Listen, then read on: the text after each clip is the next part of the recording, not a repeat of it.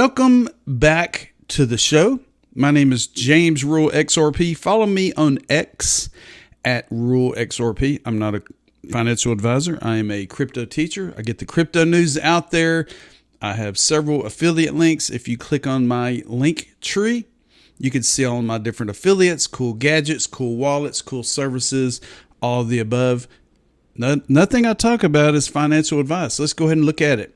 Fiatleak.com/XRP shows real-time transactions happening around the world.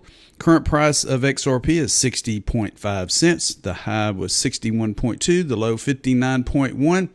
Wow, the USD is really getting after it. These are different channels, different regions that show movement of XRP. Let's take a look at the market cap. Total market cap is up about 2%, $2.215 trillion. We look at Bitcoin is up to 61,710. Ethereum is up to 2658. XRP is up to 60.2 cents. Do your research. This is coinpaprika.com. You can go in, you can choose favorites, put stars by your favorites. These are some of my favorites, top to bottom. Do your research. Let's look at the news. Crypto Law at Crypto Law US was founded by the Deaton law firm. John Deaton, the one and only, started up Crypto Law. And he posted this earlier. In her 16-page order, Judge Torres brought the district court's gavel down on the SEC's spectacular failure to expand the administrative state beyond what the law allows. The SEC should read the room and move on. Rosalind Layton's latest. We're going to look at it. She follows me. I follow her. Broadband Economics, International Tech Policy, Strand Consult, Aalborg University, Copenhagen. We're going to take a look at this article that was released today, August the 20th, 2024, DC Journal, an insider source publication. And we're going to go through it in detail and just listen up. You know, Rosalind Layton has been keeping up with the XRP community, the Ripple case, the SEC, all the above. And she's on our side, and she gets these publications out, her opinions, and it's very impressive. Everything she talks about, everything she posts is dead on. So we're going to take a look at it. The court brings the gavel down on the SEC's war on crypto, posted today. Here we go. Bear with me. On August the 8th, Judge Annalisa Torres of the U.S. Southern District of New York issued her judgment on the case brought by the Securities and Exchange Commission against the blockchain payments company Ripple. In her 16-page order, Torres brought the district court's gavel down on the SEC's spectacular failure to expand the administrative state beyond what the law allows. The SEC should read the room and move on. From the moment the SEC filed its case against Ripple in December of 2020, if you've been here that long, we all know, you know, the breadth and audacity of its legal assault on the company and its two senior executives rightly dubbed it the cryptocurrency trial of the century. The SEC argued that the XRP token, a digital commodity by any definition, was a security and that all XRP sales between any two parties or investment contracts with Ripple and perpetuity. The lawsuit not only implicated the company and its executives for their XRP sales on public exchanges, but also tens of thousands of retail holders, users, and traders of XRP, even if they've never heard of Ripple and cared nothing about its fortunes. As a way of defaming all blockchain technology as worthless, the SEC claimed that the purpose of a decentralized ledger like XRP and its native asset was to benefit one company and its nefarious executives, which is wrong. This is how regulators practice regulation by enforcement, by getting judges to give them authority that the law does not provide. And in retrospect, it was an easy argument for Ripple's legal defense to dismantle. Even in the first case hearing in March of 2021, which many of us dialed in and got to listen to, Magistrate Judge Sarah Netburn told the SEC she understood that XRP has a utility.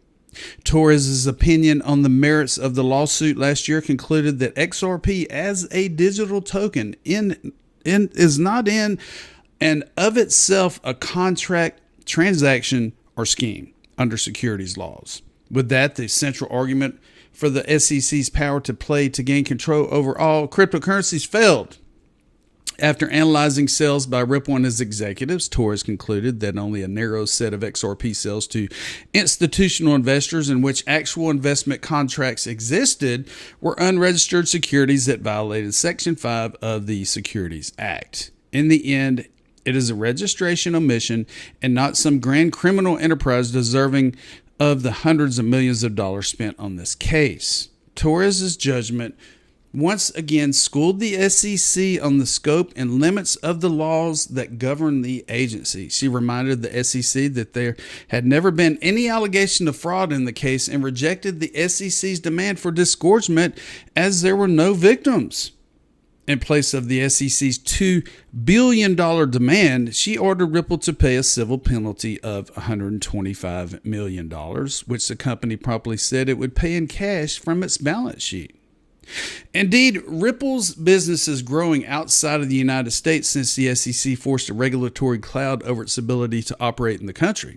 Regulators in Japan, Singapore, and the United Kingdom have already declared XRP is not a security and have welcomed Ripple to offer cross-border payment solutions to banks in their markets. However, XRP retail holders worldwide felt the sharp end of the SEC stick when the lawsuit was filed in 2020.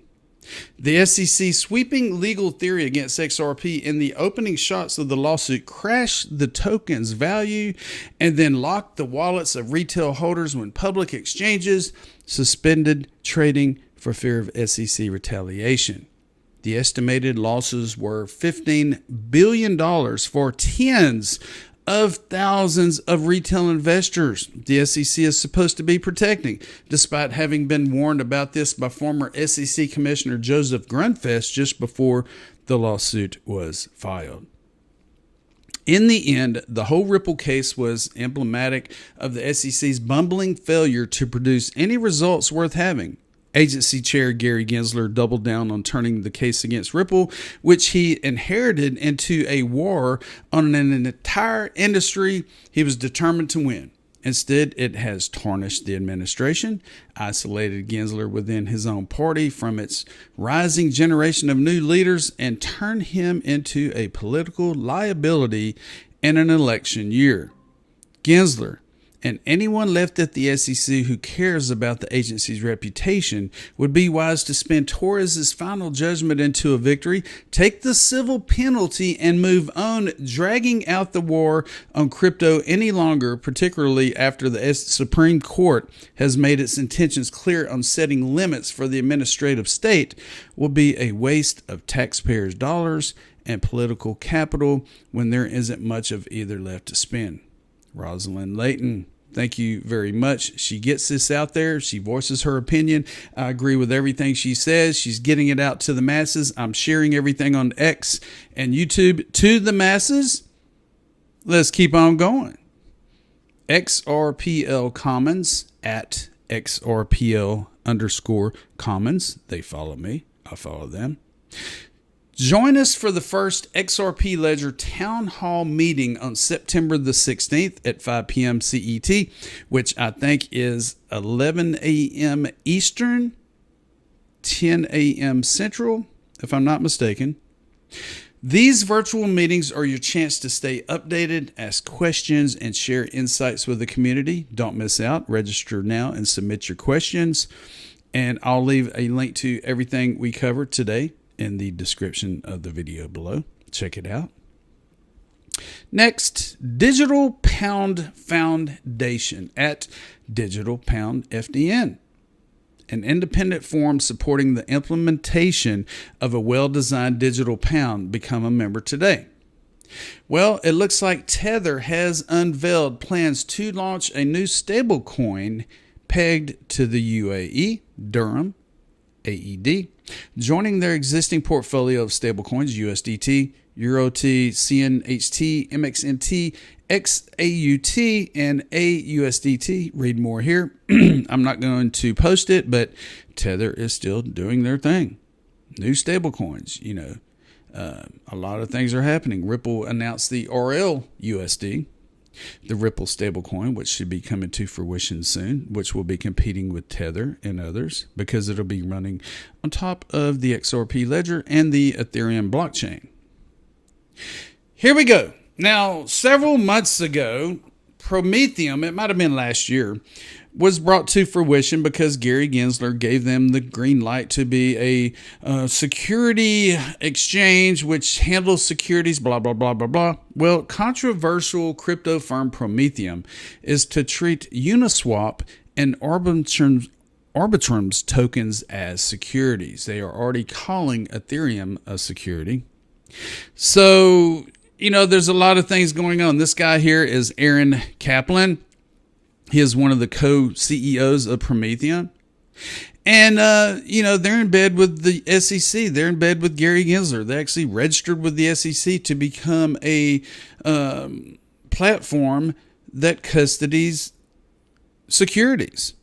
But where is the proof that everything is a security, including Uniswap and Arbitrum? How do they come to the conclusion that these tokens are securities? Just like, when they blame Coinbase for selling a dozen securities, which they had no proof in their minds that any of them were securities.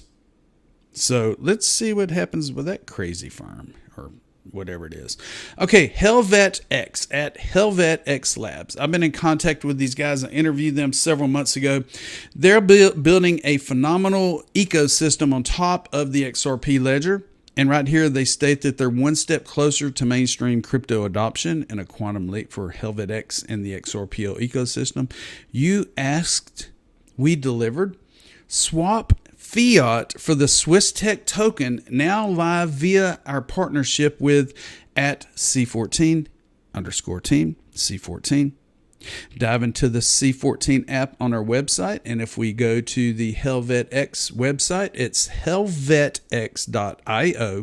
On the main page, you can see that you can purchase the Swiss Tech token, which is HelvetX's utility token, which is going to be used in all their different ecosystems. You click on USD, you can choose Euro, Mexico, all these different countries. You can select your currency, then you can choose how many you want to purchase, whether it be $100 worth, which will give you 7,012 HelvetX Labs tokens, or $1,000, which will give you 70,000. So it's up to you. None of this is financial advice. I do hold some of the Swiss Tech HelvetX Labs tokens. Check it out. I'll leave a link below.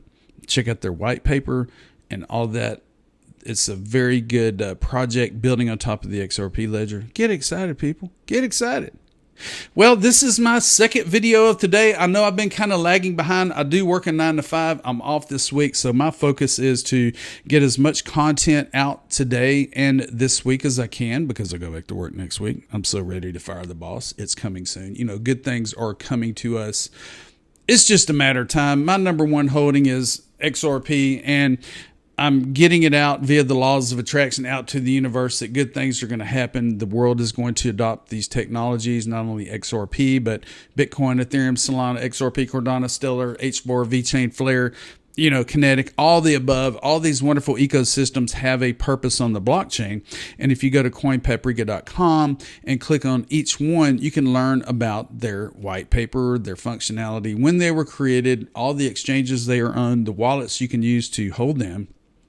So anyway, have a good day. My name is James Roy XRP. I'll see you tomorrow. And as I always say, I told you so.